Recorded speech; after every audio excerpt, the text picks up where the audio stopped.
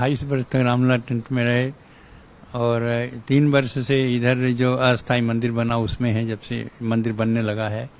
तो वो समस्या बहुत कठिन रही और बहुत जटिल रही, लेकिन रामलला की कृपा से वो भी समस्या समाप्त हुई और आज भव्य मंदिर में रामलला विराजमान हो गए हैं और वहाँ विधि विधान से पूजा अर्चना होती है।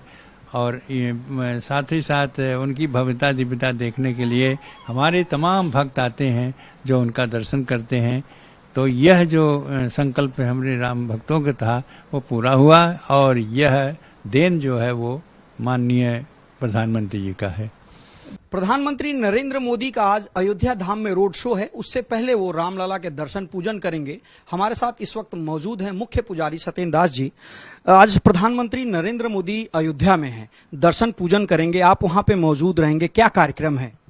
देखिए, वहाँ के कार्यक्रम ये है कि वो दर्शन करेंगे। जब वहाँ जाएंगे तो उनसे आरती करा दिया जाएगा रामलला के, और उनको जो है रामनामा और तिलक देके रामनामा पहरा दिया जाएगा और प्रसाद दे दिया जाएगा, आशीर्वाद दिया गया। ये इतना काम रामलला के दरबार में होगा। बाकी वो रोड शो कैसे करेंगे वो बाहर जा करके करते हैं।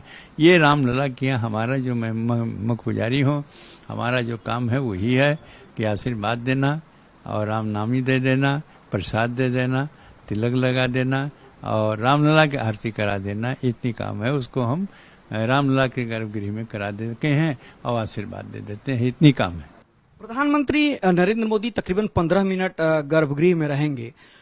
प्रधानमंत्री का अयोध्या आना, क्योंकि लगातार उनकी जो एक कल्पना थी अयोध्या को लेकर के, वो एक तरीके से मूर्त रूप ले रही है। भव्य राम मंदिर, दिव्य राम मंदिर बन करके तैयार हो रहा है, एक मंजिल बन गया जिसकी प्राण प्रतिष्ठा हुई, आप मौजूद रहे। तो इस बदलते पूरे दौर को कैसे आप देख रहे हैं, क्योंकि आप तो टेंट से लेकर के हर समय रामलला के साथ मौजूद रहे? भाई, वो बहुत समस्या रही जो हमने टेंट में 28 वर्ष तक रामलला टेंट में रहे और 3 वर्ष से इधर जो अस्थाई मंदिर बना उसमें है, जब से मंदिर बनने लगा है।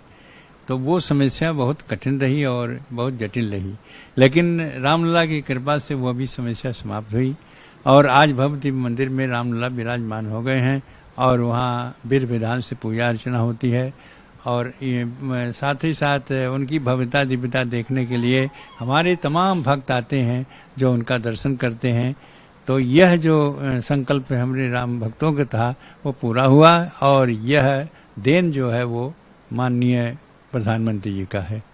जो भक्त यहाँ पे आ रहे हैं वो एक राजनीति से हट करके, जो भक्त यहाँ पे आ रहे हैं, दर्शन कर रहे हैं रामलला का, उनका एक मानना है कि एक संयोग है कि देश में नरेंद्र मोदी और उत्तर प्रदेश में एक पीठाधीश्वर, जो गोरक्ष पीठाधीश्वर हैं, योगी आदित्यनाथ मुख्यमंत्री हैं, और उनके तमाम, चाहे अवैधनाथ की बात कर लीजिए, ये सभी लोग रामलला के लिए, रामलला के मंदिर के लिए संघर्ष करते रहे और लाखों लोगों ने एक तरीके से प्रतीक्षा जो थी वो समाप्त हुई। तो इस पूरे दौर को और इस संयोग को कैसे देखते हैं आप? देखिए, जहाँ तक है माननीय मुख्यमंत्री जी का, उनका 3 पुस्त जो है, जैसे पहले इनके दादा गुरु से थे दिग्विजय नाथ जी महाराज, उसके बाद आए इनके गुरु जी अवैधनाथ जी, और ये दोनों लोग समर्पित रहे राम जन्म। उस समय से जब 23 दिसंबर 1949 से रामलला वहाँ प्रकट हुए और उनकी जो घटनाएं हुई उसमें इनके वो दिग्विजय नाथ जी महाराज उससे पूर्णतया सम्मिलित रहे।